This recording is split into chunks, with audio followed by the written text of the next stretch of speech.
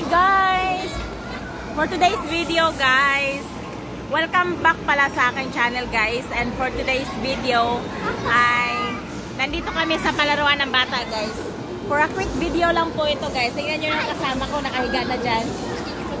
Nakahiga na dyan yung kasama ko guys. Hindi ko alam kung marinig yung boses ko guys. Basta nandito po kami sa Sparkies. Malapit sa Alcobar, Sparkies. So ayan, before ako uuwi, ay kasama ko muna. First time niyang pumunta dito guys. Yung magiging kapalit ko. And ayun, dinala namin yung mga alaga namin ngayon dito. Kasi, ano, mag-aalas 10 na ng gabi.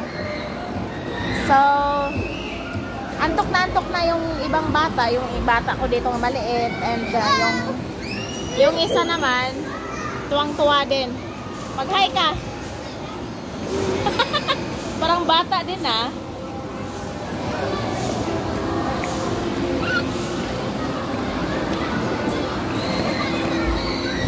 Nilaro niya yung alaga namin guys. And ayun lang po guys. Dito sa loob ng Sparkies guys, may mga ano po dyan sa labas. Yung mga rides. May mga turquoise.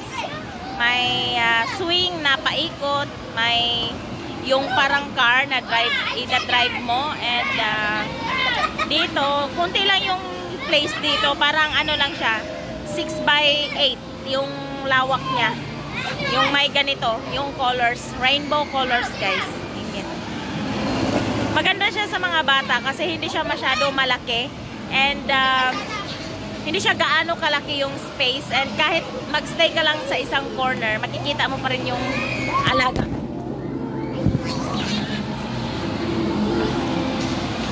Kahit magstay ka sa isang corner, makikita mo pa rin yung alaga mo.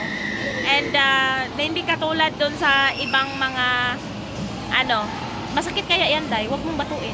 No, gumagaya siya. Galit na siya oh. Galit na siya. Ano, hindi siya katulad sa ibang palaruan na napakalawak. Hindi mo talaga pwedeng mawala sa paningin mo yung mawala sa mata yung bata na inaalagaan mo kasi napakalawak. Pero dito ano lang po guys, isa lang ho yung ano niya, yung exit niya. And basta maganda siya para sa amin na isang katulong, and nakaka-enjoy na rin ng mga bata. Ang tawag po dito ay Sparkies po siya guys. Ganun po siya guys. Maliit lang po siya pero maraming maaakyatan ng bata. So, yun lang po yun guys. Hindi ko alam kung ano idudog. Basta hindi pwedeng ipapakita po guys kasi may mga parents din dito na pumapasok and mapapagalitan tayo. Kasi dito sa Saudi Arabia guys, mahigpit talaga yung magbi-video ka. Hindi ko nga alam kung bawal ito. Pero bawal naman talaga ito. Pero hindi naman ako naglakad-lakad. Kaya okay lang yon. Kasi dito sa Saudi Arabia, kailangan natin sundin yung mga rules nila. And kung may pagkakataon, okay go. Pero kailangan talaga mag-ingat. So sa lahat ng mga OFW, kailangan doble ingat po tayong lahat. And ayun po guys, sa mga uuwi po dyan sa Pilipinas, ayun, umakyat na po yung alaga namin and yung isang kasama ko si Mercy. Sa lahat ng mga OFW na pauwi ng Pilipinas, hindi na po mahirap ngayon yung ating pagdadaanan or mapagdaanan sa airport kasi e-pass, e-travel pass na lang yung kinakailangan, passport and ticket, yun na lang po. And boarding pass, doon muna po makukuha yan sa airport. And napakadali na lang siya guys kasi hindi na siya ano, pero ingat lang po kayo sa luggage nyo, baka mag-over luggage kayo.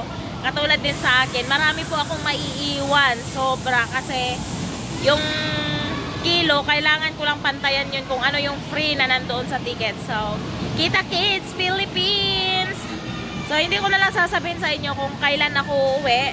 Basta uuwi din ako this year. this year ako uuwi po guys. And that's all for today guys. Don't forget to like, subscribe, and hit the notification bell para updated ka sa susunod ko pa ng mga video. Bye guys! Thank you for watching!